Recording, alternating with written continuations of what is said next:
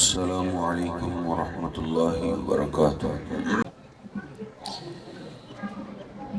إن الحمد لله نحمده ونستعينه ونستغفره ونعوذ بالله من شرور أنفسنا ومن سيئات أعمالنا.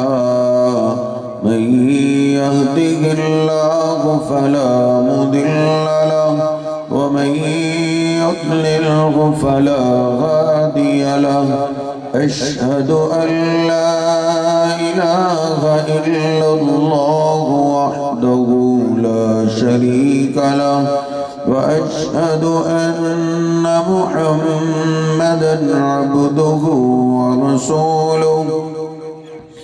اللهم صل على محمد وأزواجه وذريته كما صليت على آل إبراهيم وبارك على محمد وأزواجه وذريته كما باركت على آل إبراهيم إنك حميد مجيد. رب اشرح لي صدري ويسر لي أمري واحلل عقدة من لساني يفقه قولي. رب زدني علما سبحانك لا علم لنا إلا ما علمتنا إنك أنت العليم الحكيم. أما بعد فإن خير الحديث كتاب الله وخير الهدي هدي محمد صلى الله عليه وسلم وشر الأمور محدثاتها وكل محدثة بدعة وكل بدعة ضلالة وكل ضلالة في النار. أعوذ بالله السميع العليم من الشيطان الرجيم من همزه ونفخه ونفسه. بسم الله الرحمن الرحيم. يا أيها الذين آمنوا اتقوا الله حق تقاته ولا تموتن إلا وأنتم مسلمون. سبحان ربك رب العزة عما يصفون وسلام على المرسلين والحمد لله رب العالمين.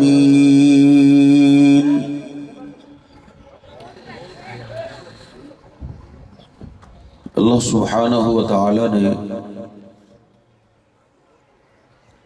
قرآن پاک کے 30 پاروں میں ہمیں نصیحتیں فرمائی ہیں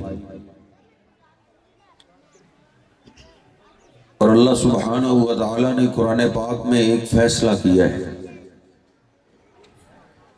وَقَضَىٰ رَبُّكَ أَلَّا تَعْبُدُوا إِلَّا إِيَّاهُ وَبِالْوَالِدَيْنِ إِحْسَانًا. کہ یہ اللہ پاک کا فیصلہ ہے کہ عبادت صرف اللہ پاک ہے اور اللہ پاک کی عبادت میں شرک نہیں اور اپنے ماں باپ کا خیال رکھنا ہے.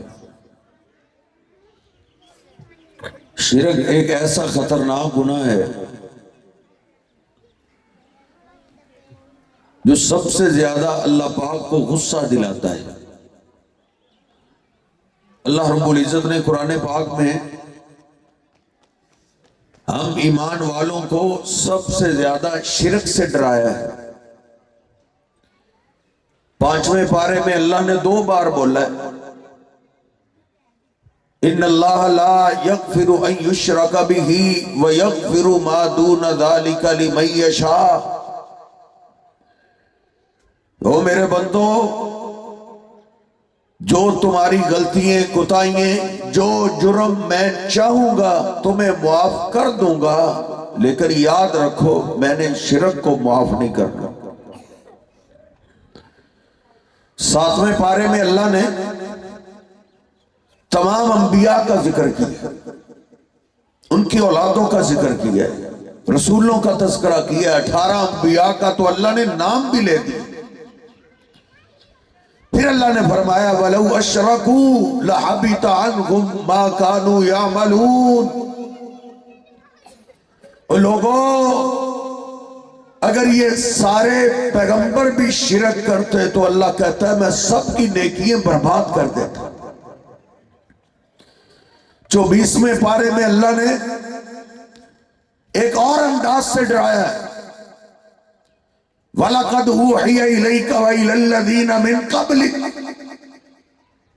اور میرے حبیب، آپ سے پہلے بھی جتنے رسول آئے، جتنے پیغمبر آئے، ہر پیغمبر کی طرف ہم یہ وحی کر چکے ہیں، اور آج آپ کی طرف بھی وحی کر رہے ہیں لَإِنْ أَشْرَكْتَ لَيَحْبَطَنَّ عَمَلُكَ۔ اگر آپ نے بھی شرک کیا تو آپ کی بھی نیکیاں برباد ہو جائے۔ حضرت جی پیغمبر شرک نہیں کر سکتا، وہ تو دنیا میں آتے ہی شرک کے خاتمے کے لیے بندوں کو مخلوق کی عبادت سے ہٹا کے اللہ کی عبادت پہ لگانے کے لیے آتے ہیں۔ پیغمبر شرک نہیں کر سکتے۔ یہاں اللہ مجھے ڈرا رہا ہے، یہاں آپ کو ڈرایا جا رہا ہے کہ یہ اللہ کا قانون ایسا ہے، اس کی ذات میں کوئی پیغمبر آ جائے معافی نہیں ملے گی۔ میں اور آپ میں سے کوئی شرک کر بیٹھے تو اس کو معافی کیسے ملے؟ اس لیے اللہ نے کہا ہے ان اللہ لا، یہ سورہ حج میں اللہ کہتا ہے وَمَن يُشْرِكْ بِاللَّهِ فَكَأَنَّمَا خَرَّ مِنَ السَّمَاءِ۔ جو شرک کر بیٹھا اور شرک لے کر اللہ کے پاس گیا، اللہ کہتا ہے اس کی تباہی ایسے یقینی ہے جیسے اس کو زمین سے اٹھا لیا جائے، پہلی دوسری تیسری منزل سے نہیں، آسمان پہ لے جا کے اس کو آسمان سے پھینک دیا جائے۔ جیسے اس آدمی کی تباہی یقینی ہے صاحب، ایسے ہی شرک کرنے والے کی بھی تباہی یقینی۔ جس بستی میں شرک آ جائے، جس صوبے میں آ جائے، جس ملک میں آ جائے، اس کی تباہی ایسے ہے جیسے اس کو اٹھا کے آسمان سے پھینک دیا جائے۔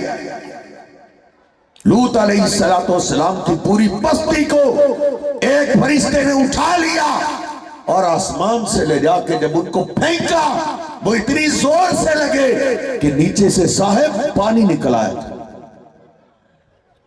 اللہ سورہ حج میں کہتا ہے وَمَن يُشْرِكْ بِاللَّهِ فَكَأَنَّمَا خَرَّ مِنَ السَّمَاءِ۔ پتہ نہیں یہ تجھے کس نے سکھا؟ قاری صاحب ہم تو کلمہ پڑھنے والے، ہم مسلمان ہیں، آپ شرک کی بات ہم سے کیوں کرتے ہیں؟ اللہ نے پیغمبروں سے کی ہے، پیغمبروں نے اپنے گھر والوں کو شرک سے ڈرایا ہے کہ شرک نہیں کرنا۔ سمجھدار اور سیانہ باپ جو بھی گزرا ہے، اس نے گھر میں اپنی اولاد کو، اپنے بیوی بچوں کو صاحب جہاں باقی جرموں سے ڈرایا، سب سے زیادہ سب سے پہلے ہر ایک سیانے باپ نے اپنی اولاد کو شرک سے ڈرایا، شرک نہیں کرنا۔ ایک باپ کا تذکرہ اللہ نے قرآن میں کیا، اللہ کہتا ہے وہ باپ بڑا سیانہ تھا۔ وَلَقَدْ آتَيْنَا لُقْمَانَ الْحِكْمَةَ، ہم نے ان کو حکمت دی، وہ سمجھدار تھے، سیانے تھے۔ سیانا ان کو اللہ نے کیوں کہا، ان کی کون سی ادا اللہ کو پسند آئی؟ اللہ نے سورہ لقمان میں لکھا ہے، کیا اللہ کہتا ہے؟ اس قال لقمان لابنہ وہو یعظہ، لقمان باپ کی ادا یاد کرو جب وہ اپنی اولاد کو، اپنے بیٹے کو سامنے بٹھا کے ان کو واعظ کر رہے تھے، ان کو سمجھا رہے تھے۔ کیا سمجھا رہے تھے؟ یا بنی لا تشرک باللہ، او میرے پیارے بیٹے شرک نہیں کرنا، میرے ساتھ بھی یہ میرا تیرا مسئلہ ہے۔ ان الشرک لظلم عظیم، میرے محبوب پیغمبر نے اس پوری سورت کا نام لقمان رکھ دیا تھا۔ اس سیانے باپ نے اپنی اولاد کو صاحب شرک سے ڈرایا، شرک سے۔ سیدنا ابو الدرداء رضی اللہ تعالیٰ کہتے ہیں نبی پاک صلی اللہ علیہ وسلم کو میں اکیلا مل گیا، آپ نے مجھے پکڑ لیا اور کہا ابو الدرداء لا تشرک باللہ، زندگی میں کبھی اللہ کے ساتھ شرک نہیں کرنا۔ ان کتے کا او حرکتا،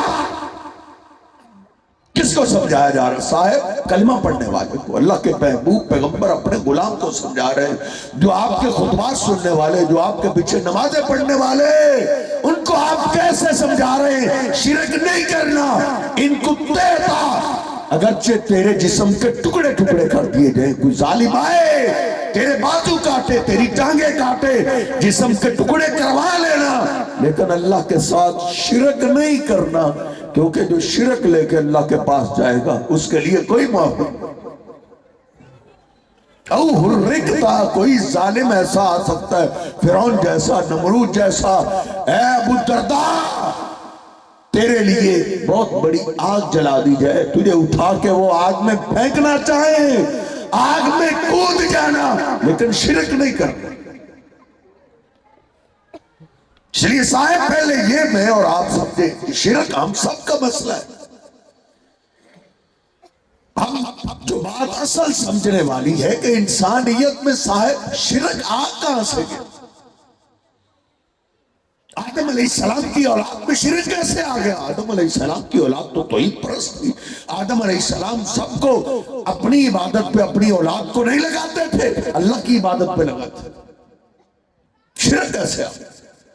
آدم علیہ السلام دنیا سے چلے گئے، آدم علیہ السلام کی اولاد میں 5 بزرگ ہوئے جن کا نام اللہ نے قرآن پاک میں لیا ہے، ود، سوا، یغوث، یعوق، نصر رحمہم اللہ تعالی، اللہ ان پہ رحمت نازل کرے۔ وہ بڑے نیک تھے، ضرب المثل ان کی عبادت تھی، دور دور تک ان کے چرچے تھے، یار اولاد ہو تو ان جیسی ہو، یہ باتیں ہو تو ان جیسی ہو، یہ بھی تو اللہ کی عبادت کرتے، اللہ کو سجدے کرتے، اللہ کو رکوع کرتے، کتنے کتنے لمبے قیام ہوتے ہیں، کتنے کتنے لمبے رکوع ہوتے ہیں، کتنے کتنے لمبے سجدے ہوتے ہیں، دور دور تک ان کی نیکیوں کے، ان کی عبادتوں کے چرچے تھے۔ وہ 5 بزرگ بہت ہو گئے، دنیا سے چلے گئے۔ ایک دن ابلیس آ گیا، جہاں لوگ اللہ کی عبادت کرتے تھے مسجد میں آ گیا، سجدہ کرنے والی، عبادت کرنے والی جگہ میں آ کے اس نے کہا یہ عبادت جو تم کر رہے ہو یہ کوئی عبادت ہے؟ کوئی تمہاری عبادت میں شوق نہیں، کوئی ذوق نظر نہیں آتا، کوئی لگن نظر نہیں آتی۔ عبادت تو وہ تھی جو یہ بزرگ کر گئے، ود، سوا، یغوث، یعوق، نصر کر گئے، اور اس طرح کی عبادت لے کے آؤ۔ ہاں میرے پاس ایک طریقہ ہے، اگر تم اس طریقے کو اپنا لو تو وہی شوق تمہارے دلوں میں بھی آ سکتا۔ ان کا بابا جی وہ کیا ہے؟ انہوں نے کہا ان 5 کے بت جو ہے نا، آپ اپنی مسجد کی، اللہ کے گھر کی انٹری کے سامنے لگا دیں، جب تم اللہ کے گھر میں عبادت کے لیے آیا کرو گے، ان 5 کی تصویروں پہ، ان 5 کے بتوں پہ تمہاری نگاہ پڑے گی، تمہیں ان کی باتیں یاد آئیں گی، ایٹومیٹکلی وہ شوق تمہارے دلوں میں آ جائے۔ انہوں نے کہا بابے نے بات تو ٹھیک کی، انہوں نے ان 5 کی تصویریں، 5 کے بت سائڈ پہ لگا دیے، جب اللہ کے گھر میں آتے تھے ان 5 کی طرف دیکھتے، ان کی باتیں یاد آتی، ان کے سجدے یاد آتے، ان کو رکوع یاد آتے، وہ شوق سے اللہ کی عبادت کرتے تھے۔ کئی سال گزر گئے، بھول گیا کہ کبھی کوئی ایسا بھی واقعہ پیش آیا تھا۔ ایک دن پھر ابلیس آ گیا، اس نے آتے ہی شور برپا کر دیا۔ اس نے کہا یہ کیا کر رہے ہو؟ تم نے اپنے بزرگوں کو سائڈ میں رکھا ہوا ہے اور تم ڈائریکٹ اللہ کی عبادت کر رہے ہو۔ تم کہاں اور اللہ کہاں؟ ادھر تو کسی وڈیرے سردار کو ملنا پڑے، اس کے ملازم سے ٹائم لینا پڑتا ہے، اس کے دوست سے بات نکالنی پڑتی ہے۔ یہ تو عارضی بادشاہ ہے۔ وہ جو بادشاہوں کا شہنشاہ ہے اس تک تمہاری ڈائریکٹ کی عبادت کیسے پہنچ سکتی؟ اور گستاخو، تم نے اپنے بزرگوں کو تو سائڈ پہ کر دیا ہے اور ڈائریکٹ اللہ کی عبادت کر۔ انہوں نے کہا بزرگوں بتاؤ، بابا جی بتاؤ تو صحیح، غصہ کیوں کر رہے ہو؟ اصل معاملہ کیا ہے؟ کہا معاملہ کیا ہے؟ تم نے اپنے بزرگوں کو سائڈ پہ رکھا ہوا ہے، بھلے مانسو ان کو اپنے سامنے رکھو، تم اپنی باتیں، اپنی التجائیں، اپنی دعائیں ان کے حوالے کرو، یہ تمہاری باتیں اللہ تک پہنچا دے۔ تم کہاں اور اللہ کہاں؟ انہوں نے کہا بات تو ٹھیک ہے بھائی، اللہ پاک تو بادشاہوں کا شہنشاہ ہے، ادھر تو ڈائریکٹ بندہ سردار کو نہیں مل سکتا، بادشاہ تک، شہنشاہ تک اللہ کی عبادت ڈائریکٹ کیسے پہنچ جائے گی؟ انہوں نے ان پانچوں کے بت سامنے رکھے، وہ ان بتوں کی عبادت کرنے لگے۔ صاحب، لوگ پتھروں کی پوجا نہیں، پتھروں کی تعظیم نہیں۔ پتھروں کی اگر لوگ تعظیم کرتے، ہمیں پتھر سڑکوں پہ کون بچھانے دیتا؟ واش روموں میں پتھر کون لگانے دیتا؟ اور حضرت جی، ان پتھروں کی مورتیوں کے پیچھے بزرگوں کی تصویریں ہوا کرتی تھی صاحب، وہ ان بزرگوں کی عبادت کرتے تھے۔ انہوں نے پانچوں بتوں کی عبادت شروع کر دی، حتیٰ کہ زمین پہ ایک بھی نہ رہا جو اللہ کی عبادت کرتا ہو۔ سب یہی سوچتے تھے اللہ کہاں اور ہم کہاں، ہماری اللہ تک کیسے پہنچ سکتی ہے؟ بزرگوں تک ہم پہنچا دیتے ہیں، ان کا کام ہے اللہ تک پہنچا۔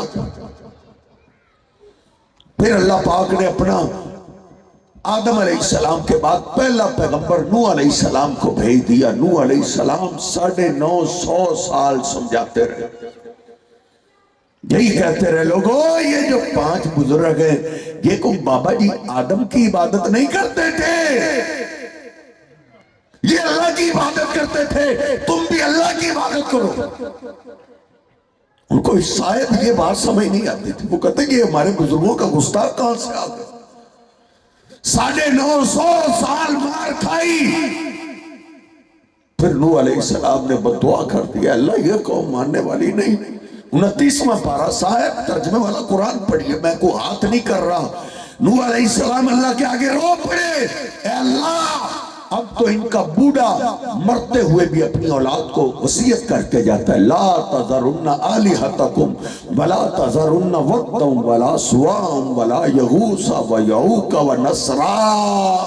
ان کے مرتے ہوئے بھی، قبروں میں اترتے ہوئے بھی وصیت کر کے جاتے ہیں، میں تو جا رہا ہوں، میرے جانے کے بعد اس نوح گستاخ کی مان کے تم نے ان 5 بزرگوں کی عبادت نہیں چھوڑی، بد کی عبادت کرتے رہنا، سواع یغوث یعوق نصر۔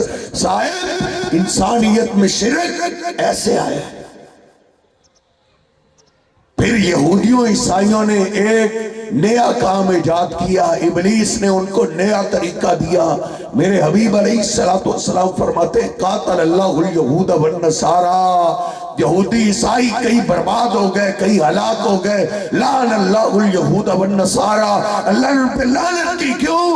اذا مات فیہم الرجل الصالح بنو علی قبر ہی مسجدہ، جب ان میں کوئی پیغمبر فوت ہوتا، کوئی نیک آدمی فوت ہوتا تو وہ اللہ کو چھوڑ کے اس کی قبر کی عبادت شروع کر دیتے،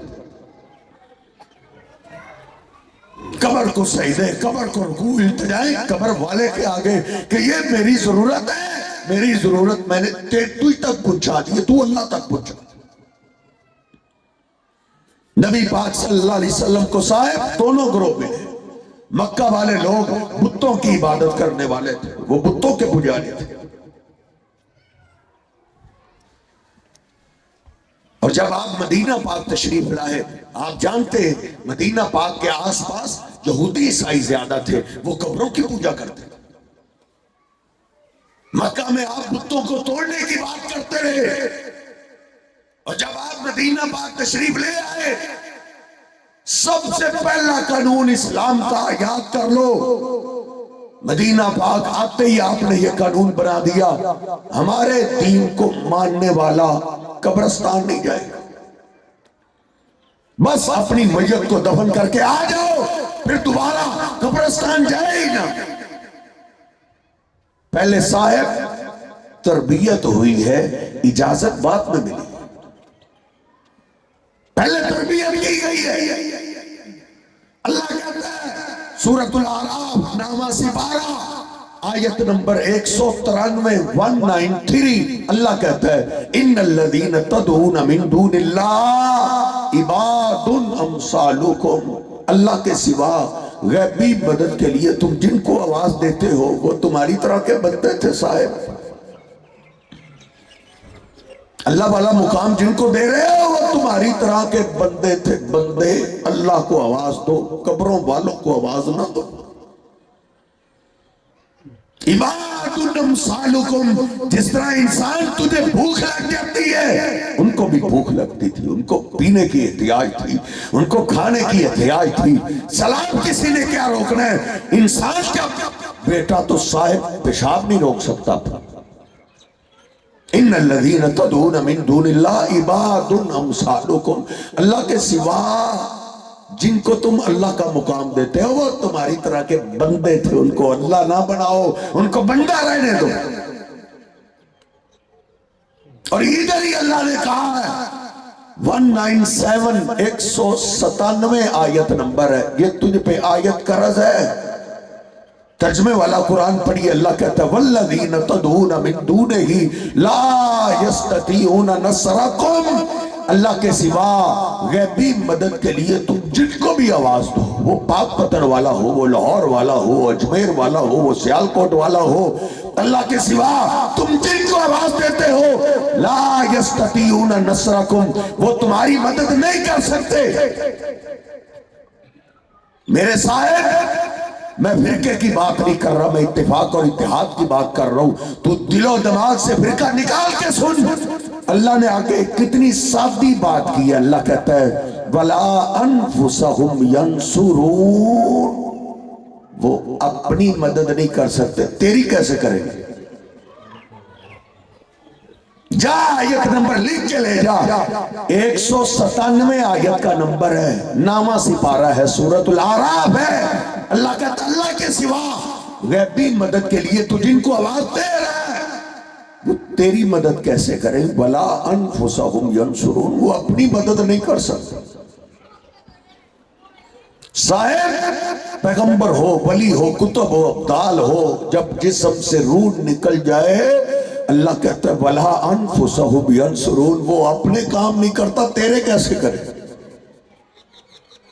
جب ان کے جسم سے روح نکل جائے اور پھٹے پہ لٹا کے غسل دینے والے کہہ لے آج ان کو کہ ذرا خود غسل کر کے دکھاؤ، اللہ کہتا ہے وَلَا أَنفُسَهُمْ يَنْصُرُونَ، وہ خود اب غسل نہیں کر سکتا، کپڑے اتار نہیں سکتا، کپڑے پھاڑ کے تو اتار، پھٹے پہ لٹایا گیا، اب پانی ڈالا گیا، غسل دے دیا گیا، اب ان کو کہو حضرت جی آپ نے بعد میں بڑے ہمارے کام کرنے، کفن پہن کے دکھاؤ۔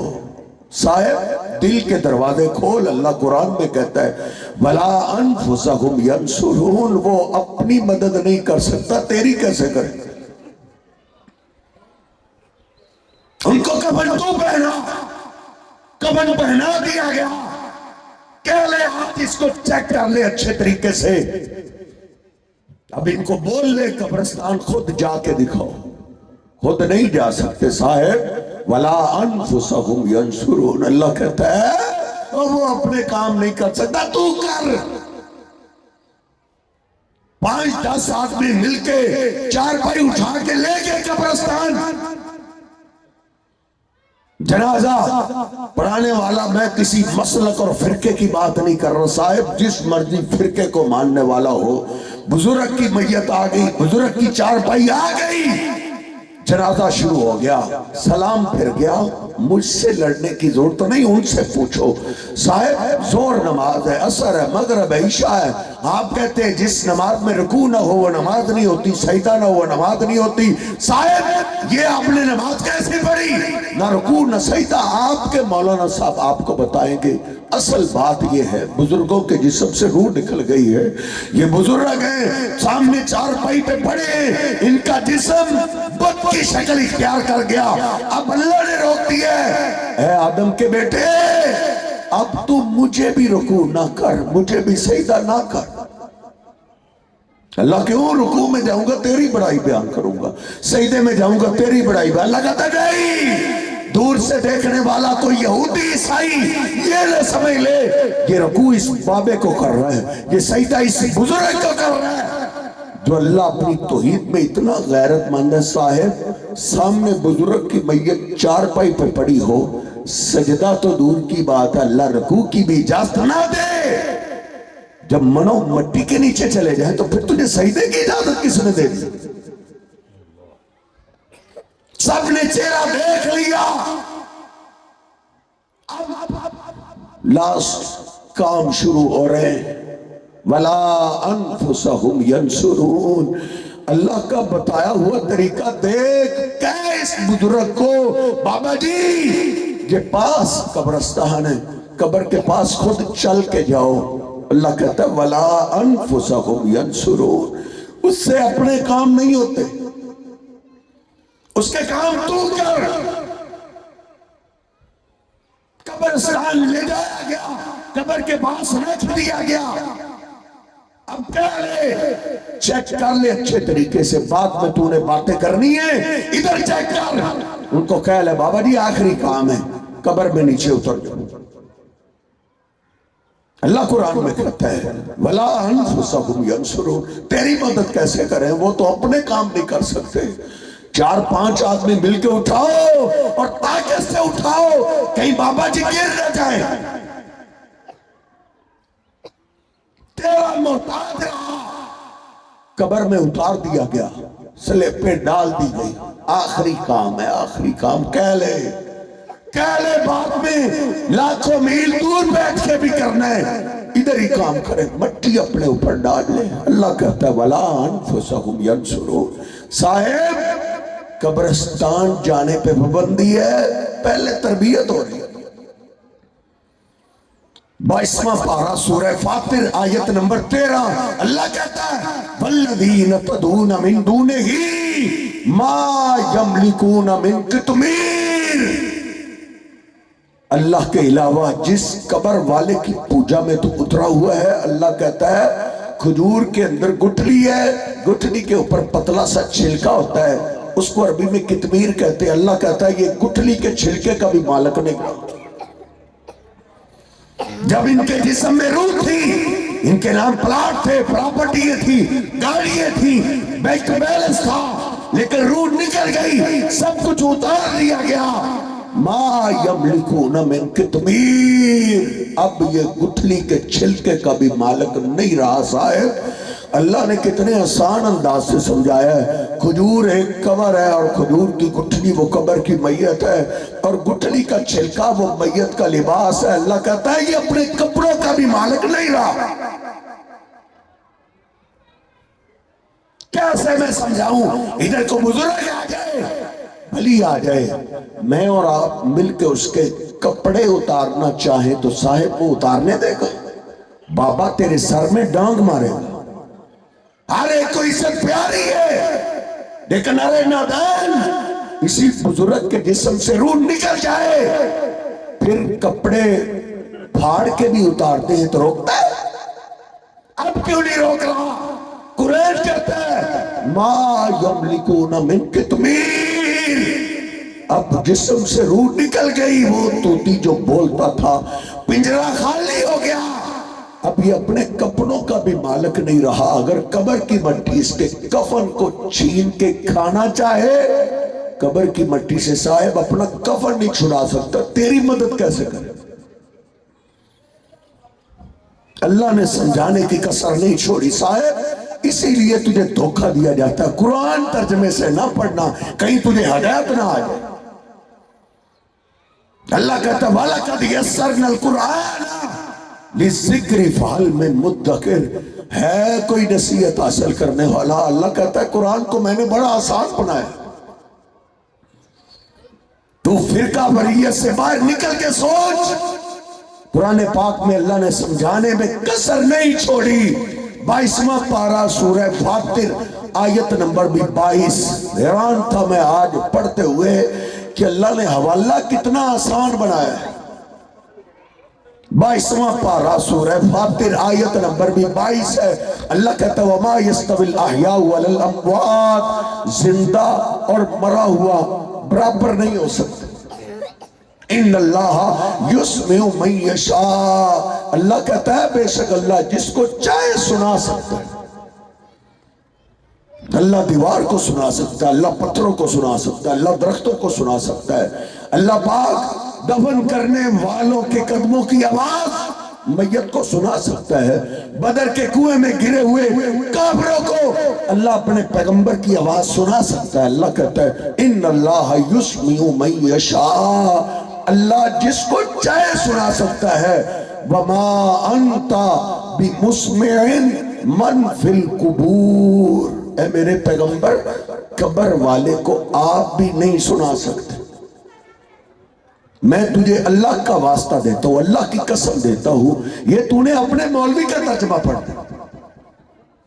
اللہ میرے پیغمبر کو کہتا ہے وما انت بمسمع من فی القبور، اور ادھر بیٹھ کے ملتان والے کو سنانے والے، لاہور والے کو سنانے والے، اجمیر والے کو سنانے والے، کربلا والے کو سنانے والے، اللہ کہتا ہے وما انت بمسمع من فی القبور، اور میرے پیغمبر قبر والے کو آپ بھی نہیں سنا سکتے۔ ان انت الا نذیر، آپ کا کام تو زندوں کو ڈرانا ہے، ہم نے آپ کو نبی بنایا ہے، ڈرانے والا، ایمان والوں کو بشارتیں سنانے والا بنا کے بھیجا ہے۔ میرے صاحب میرے پیغمبر سے بڑھ کے شان والا کوئی بھی نہیں۔ آپ سے اللہ کون ہو سکتا ہے؟ میرے حبیب کہتے ہیں ترازو کا میں نے دیکھا، ایک پلڑے میں میں تھا، دوسرے پلڑے میں 10 آدمی، مجھے تولا گیا، میرا وزن بھاری رہا، پھر 100 کے مقابلے میں تولا، میرا وزن پھر بھی بھاری رہا، پھر فرشتہ بولا زنہ بِأَلْفٍ، ان کو 1000 کے مقابلے میں تولو۔ آقا فرماتے 1000 کے مقابلے میں مجھے تولا گیا، میرا وزن پھر بھی بھاری رہا۔ دوسرا فرشتہ بول اٹھا رہے ان کو کب تک تولو گے؟ ان کے مقابلے میں سارے انبیاء اولیاء بھی تول دو، ان کا وزن پھر بھی بھاری رہے گا۔ شان اپنی جگہ، مقام اپنی جگہ، لیکن صاحب اللہ والا مقام نہیں۔ قبرستان جانے پہ پابندی ہے۔ پہلے حضرت جی تربیت ہو رہی ہے، اللہ کہتا ہے زندہ اور مرا ہوا تو دور کی بات ہے، انسان تو اتنا کمزور ہے صاحب، وہ پیغمبر ہو یا ولی ہو، اتنا کمزور ہے، سو جائے ان کو پتہ نہیں چلتا دنیا میں کیا ہو رہا ہے۔ نیند کو بھی موت کہا گیا ہے، یہ چھوٹی موت ہے۔ میرے حبیب علیہ السلام نے سوتے وقت ہمیں دعا کیا سکھائی ہے؟ اللہم بسمک اموت و احیا، اللہ تیرے نام سے موت میں جا رہا ہوں۔ یہ بھی موت ہے، یہ چھوٹی موت ہے۔ انسان اتنا کمزور ہے صاحب، خلق الانسان ضعیفا، یہ سو جائے اس کو نہیں پتا چلتا کائنات میں کیا ہو رہا ہے۔ میں عام کسی بزرگ ولی کی بات نہیں کر رہا، دیکھ حدیث پاک کی ہر کتاب میں نبی پاک صلی اللہ علیہ وسلم ایک سفر پہ، رات کی تاریکی کا سفر ہے، رات کا کافی حصہ گزر گیا، صحابہ نے نیند کی شکایت کی، اللہ کے حبیب نیند آ رہی ہے، کہیں کوئی آپ کا جانثار گر نہ جائے، سٹے کرنا چاہیے، آرام کرنا چاہیے۔ نبی پاک صلی اللہ علیہ وسلم نے فرمایا رات کا کافی حصہ گزر گیا، کہیں ہم رکیں، آرام کریں، سو جائیں تو ہماری فجر کی نماز نہ رہ جائے۔ نبی پاک صلی اللہ علیہ وسلم کو غلام سیدنا بلال عرض کرنے لگے اللہ کے حبیب آپ بھی تھک گئے، غلام حاضر ہیں، آپ آرام کریں، سو جائیں، غلام آپ کو بیدار کر دیں۔ نبی پاک صلی اللہ علیہ وسلم نے اسٹے کیا، صحابہ میں اعلان ہو گیا بلال نگرانی کرے گا، سب سو جاؤ۔ سب سو گئے، سیدنا بلال چل پھر کے نگرانی کر رہے ہیں۔ کہتے ہیں چل پھر کے نگرانی ہوتی تو بیٹھ کے بھی ہو جاتی، بیٹھ کے جدھر سے فجر پھوٹتی ہے ٹک ٹکی لگا کے بیٹھے، پیچھے سواری تھی اس کو ٹیک لگ گئی، سیدنا بلال بھی سو گئے۔ حضرت میں تجھے یہی سمجھانا چاہتا ہوں، جو میرے محبوب پیغمبر کی غلام پیر اور ولی تھے، ان کی شان کا مقابلہ بعد میں کوئی کر ہی نہیں سکتا۔ یہ سب سے اعلیٰ لوگ ہیں، پیغمبر بھی پیغمبروں میں سے سب سے اعلیٰ ہیں، اور امتیوں میں سے یہ امتی سب سے اعلیٰ ہے۔ ان میں جناب علی پاک ہے، جناب صدیق ہے، جناب فاروق ہے، جناب عثمان ہے، سیدنا بلال ہے۔ قربان کر دیا جا سکتا ہے بلال کو پورے پاکستان کے جتنے بزرگ ہیں اللہ کی قسم بلال کے نام پہ قربان ہیں، جن کی عظمت کا عالم یہ ہے، شان کا عالم یہ ہے۔ اللہ کے پیغمبر ان سے پوچھتے ہیں اخبرنی بارجع عمل عملتہ للہ، بلال مجھے بھی بتاؤ تم خاص نیکی کیا کرتے ہو؟ آقا کیا ہوا ہے؟ کہا بلال ما دخلت الجنت قط، میں نے جنت کی سیر کئی دفعہ کی ہے، جب بھی گیا ہوں تو چلتا زمین پہ ہے، تیرے قدموں کی آواز جنت میں آتی۔ حضرت جی وہ سو گئے، ان کو نہیں پتا چل رہا دنیا میں کیا ہو رہا ہے، سوئے رہے۔ میں کہا کرتا ہوں فجر کی نماز کا ٹائم گزرا کیوں؟ اللہ چاہتا جبریل امین کو بھیج سکتا تھا، میرے پیغمبر کو اٹھاؤ، بلال کو اٹھا دو، لیکن نہیں، اللہ مجھے اور تجھے سمجھانا چاہتا تھا۔ اللہ کو پتا تھا ساری صدیوں کا بعد میں آنے والے لوگ مرے ہوئے کو سمجھیں گے، یہ بھی کر سکتے ہیں، وہ بھی کر سکتے ہیں۔ ان کو پتا چل جائے کہ بندہ تو سو جائے، ان کو پتا نہیں چلتا کائنات میں کیا ہو رہا ہے۔ سورج نکل آیا، اللہ کے محبوب پیغمبر گھبرائے ہوئے اٹھے اور آپ فرمانے لگا ہی نا بلال، بلال کدھر، بلال کدھر؟ بلال کے کانوں میں آواز پڑی، گھبرائے ہوئے اٹھ بیٹھے کہ اللہ کے پیغمبر سے میں نے کتنی تسلی سے کہا تھا اللہ کے بھی میں بیدار کر دوں، ڈرے ڈرے سہمے اللہ کے محبوب پیغمبر کے سامنے آ کے عرض کرتے اللہ کے بھی میرا کوئی قصور نہیں، جس اللہ نے آپ کو سلا دیا تھا اسی اللہ نے مجھے بھی سلا دیا۔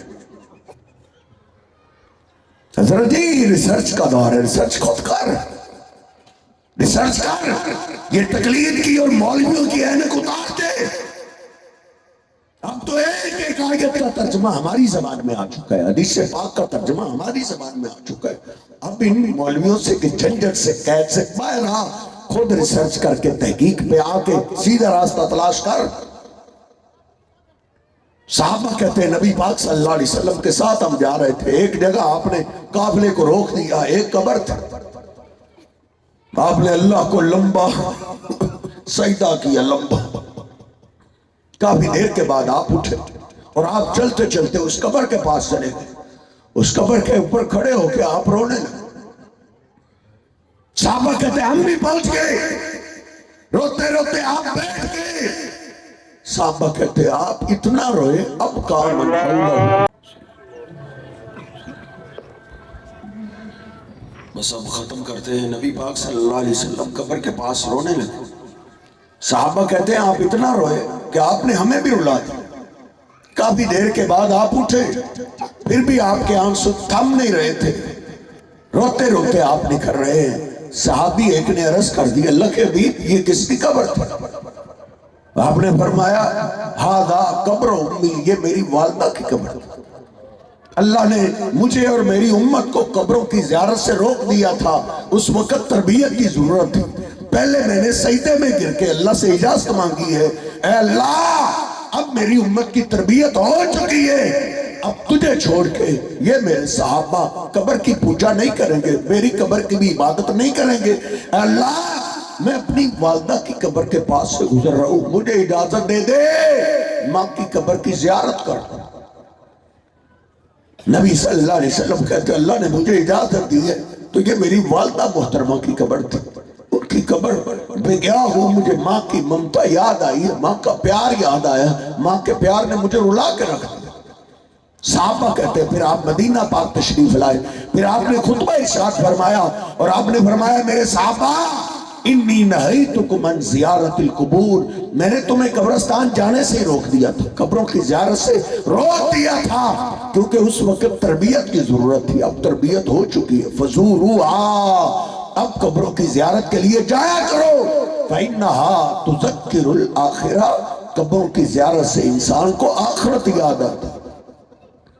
پتھر سے پتھر دل انسان پگھل جاتے ہیں، ادھر بڑے بڑے سردار پڑے ہیں، بڑے بڑے وزیر پڑے ہیں، بڑے بڑی ڈگریوں والے پڑے ہیں، کسی کے ساتھ نہ کوئی جگیر گئی نہ ڈگری گئی، کسی ڈگری جگیر سرداری کی خاطر میں اپنے رب کو ناراض نہ کروں۔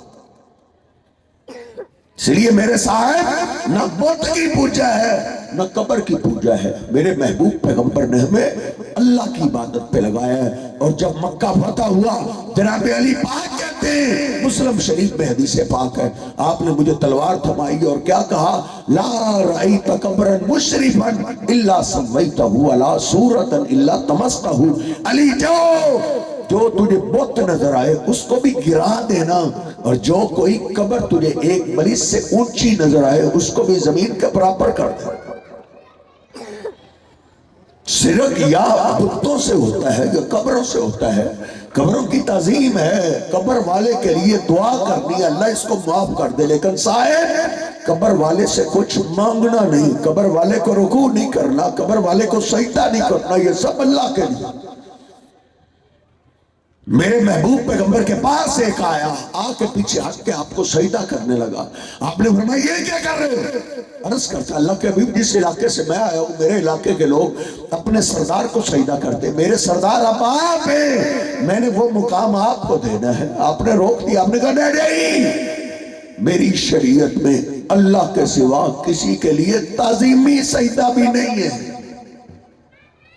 ہم یہی کہتے ہیں لوگوں، اگر اللہ کے محبوب پیغمبر کو سجدہ نہیں تو پھر کسی کو نہیں۔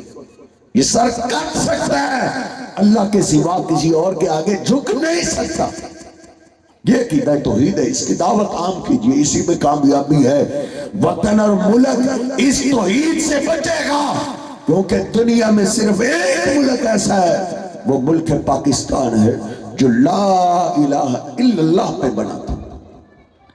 ہماری مثال وہ بنی اسرائیلیوں کی طرح ہے، بنی اسرائیلی بھی فرعون کی غلامی میں تھے، وہ یہی کہتے تھے اللہ ہم فرعون کی غلامی میں کیا کر سکتے ہیں، تو آزادی دے، پھر دیکھنا ہم تیری عبادت کیسے کرتے ہیں۔ اللہ نے ان کو آزادی دی، آزادی کے بعد صاحب انہوں نے ایک بت بنا لیا تھا، ایک بچڑے کو پوجنے لگے تھے صاحب۔ اللہ نے پھر آزادی کے بعد شرک کرنے والوں کو سزا کیا دی، اللہ نے کہا فَقْتُلُوا أَنفُسَكُمْ فَقْتُلُوا أَنفُسَكُمْ، اور آزادی مانگنے والوں، آزادی کے بعد شرک کرنے والوں، اب تمہاری سزا یہ ہے، اب تمہیں مارنے کے لیے فرعونی نہیں آئیں گے، تمہیں مارنے کے لیے آگ کا پجاری مجوسی نہیں آئے گا۔ فَقْتُلُوا أَنفُسَكُمْ، اب تم ایک دوسرے کو خود قتل کرو، قتل کرنے والا بھی کلمہ پڑھنے والا، قتل ہونے والا بھی کلمہ پڑھنے والا۔ یہی مثال میرے وطن عزیز کی ہے، جب ملک یہ وجود میں آیا ہمارے بڑوں کی زبانوں پہ اس وقت ایک ہی بات تھی، اللہ ملک دے دے، لا الہ الا اللہ، ادھر اللہ تیرے سوا کسی کی عبادت نہیں ہوگی۔